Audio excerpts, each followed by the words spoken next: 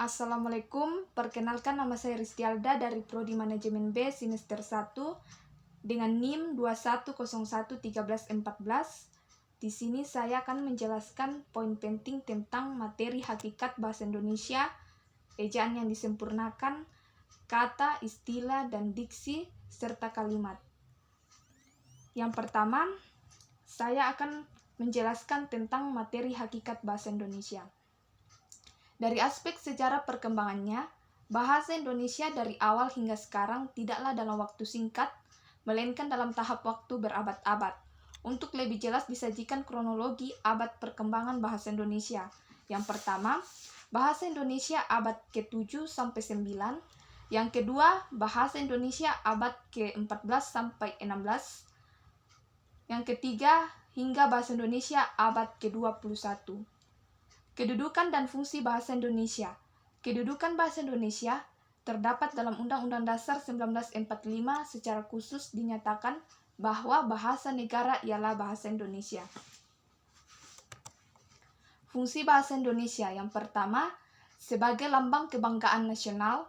Yang kedua, lambang identitas nasional.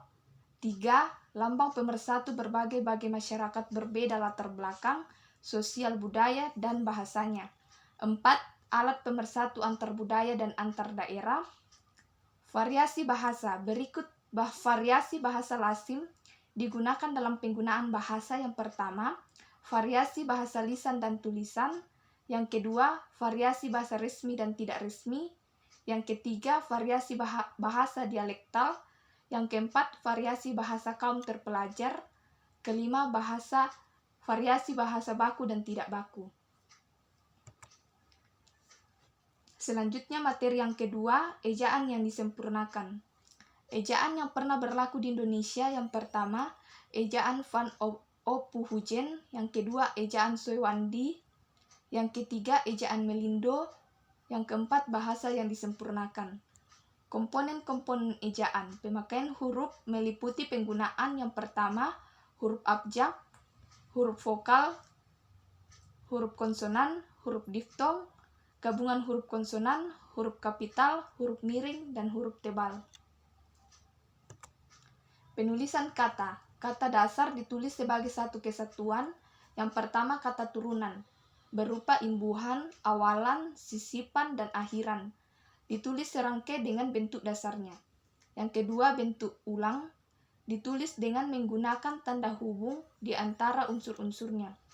Gabungan kata yang dirasakan sudah padu benar ditulis serangkai suku kata. Yang pertama, kata depan di, ke, dan dari.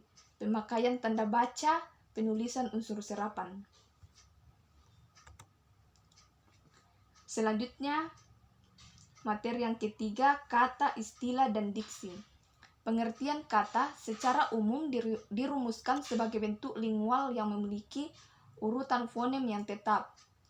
Pengertian istilah, gabungan kata yang memiliki makna khusus. Diksi atau pilihan kata meliputi pengertian diksi. Diksi adalah pilihan kata di dalam tulisan yang digunakan untuk memberi makna sesuai dengan keinginan penulis. Relasi makna adalah salah satu topik yang dibahas dalam bidang semantik, kesinoniman hingga keatoniman, makna konotatif dan denotatif, ungkapan idiomatik, kata konkret dan abstrak. Materi yang keempat, kalimat. Kalimat meliputi pengertian kalimat. Kalimat adalah kumpulan kata yang setidaknya terdiri atas subjek dan predikat. Pengertian predikat. Predikat adalah bagian yang menandai apa yang telah diucapkan atau dituliskan oleh pihak pertama. Unsur-unsur kalimat, yang pertama subjek, yang kedua objek. Jenis keterangan dalam suatu kalimat itu terdiri, yang pertama keterangan tempat, yang kedua keterangan waktu. Jenis kalimat. Yang pertama kalimat tunggal, yang kedua kalimat majemuk. Syarat kalimat efektif. Yang pertama, kalimat efektif harus gramatikal. Yang kedua, kalimat efektif lugas. Yang ketiga, kalimat efektif harus sejajar.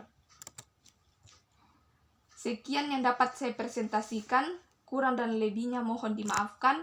Wassalamualaikum warahmatullahi wabarakatuh. Terima kasih.